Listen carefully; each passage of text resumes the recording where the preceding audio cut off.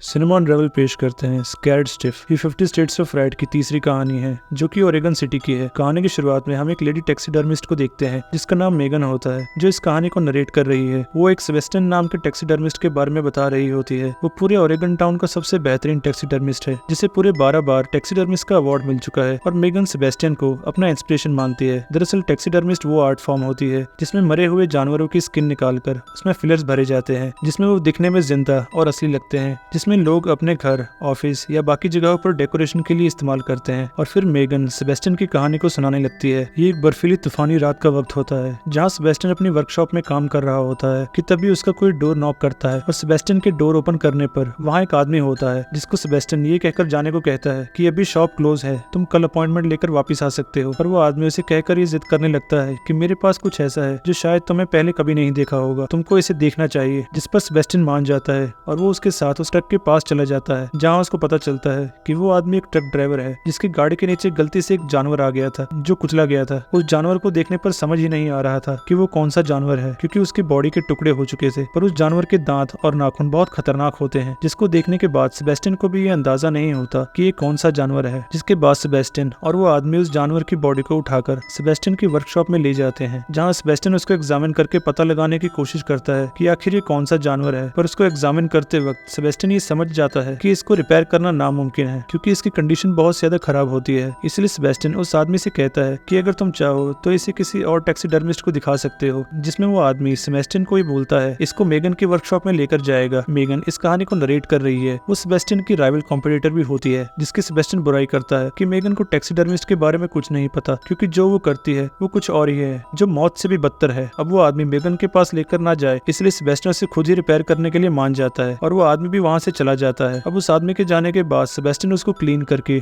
उसकी स्किन निकालता है। ये उसको सही से रिपेयर करने की कोशिश करता है, जिसके लिए वो कई सारी एलाइनमेंट बुक को रीड करने लगता है। जिसके बाद फिर वो उसकी स्किन में फिलर्स भर के उसमें आर्टिफिशियल आईज भी लगा देता है। और जब वो बनकर तैयार हो जाता है तो सेबेस्टियन उसे देखकर शॉक रह जाता है। वो दंग हो जाता है, क्योंकि वो एक होमोसेपियन जाति का मैमल है जो दिखने में बिल्कुल बिगफुट की प्रजाति के होते हैं, जो बहुत बड़े और ताकतवर हैं, जिन्हें आज भी पहाड़ों और घने जंगल में देखने का दावा किया जाता है। पर जिसे सेबेस्टियन ने रिपेयर किया होता है वो साइज में बहुत छोटा है, जिसके बारे में सेबेस्टियन बुक में और पढ़ने लगता है कि तभी अचानक से उसका कोई दरवाजा जोर जोर से नॉक करता है। और जब सेबेस्टियन अपने दरवाजे को चेक करता है तो वहाँ पर वही ट्रक ड्राइवर आता है जिसने सेबेस्टियन को उस मैमल की डेड बॉडी दी थी। वो बहुत ज्यादा डरा हुआ था कि तभी उसके पीछे से दो बड़े हाथ बाहर आते हैं और उस आदमी को सर कुचल देते हैं, जिससे वो मारा जाता है। ये सब देखकर सेबेस्टियन की हालत खराब हो जाती है। वो इतना डर जाता है कि वो खुद को शॉप के अंदर लॉक कर लेता है। दरअसल जिसने उस ड्राइवर का सर कुचल कर मारा है वो उसी होमोसेपियन जाति के छोटे मैमल की माँ होती है, जो बहुत ज्यादा गुस्से में है और अपने बच्चे को ढूंढने वो यहाँ तक आई है, जिधर वो बड़ी मैमल सेबेस्टियन के वर्कशॉप के दरवाजे को तोड़ते हुए अंदर आ जाती है और खूंखार तरह से दहाड़ने लगती है, जिसमें सेबेस्टियन डर के खुद को दूसरे कमरे में लॉक कर लेता है। वो बड़ी मैमल वहाँ तोड़फोड़ करने लगती है।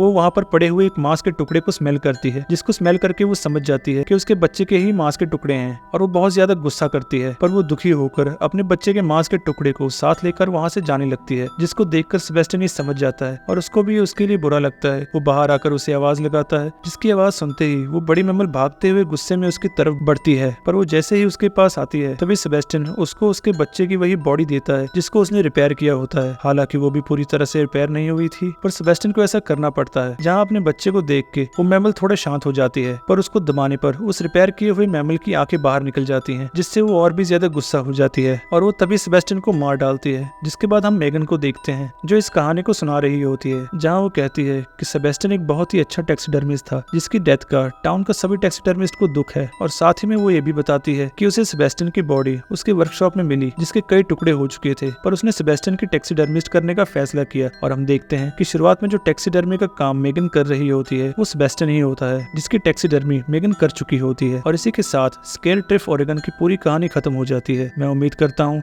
कि आपको ये कहानी पसंद आई होगी। फिलहाल तो बस आज की कहानी में इतना है, लेकिन हम फिर से जरूर मिलेंगे, वो भी एक नई इंटरेस्टिंग कहानी के साथ।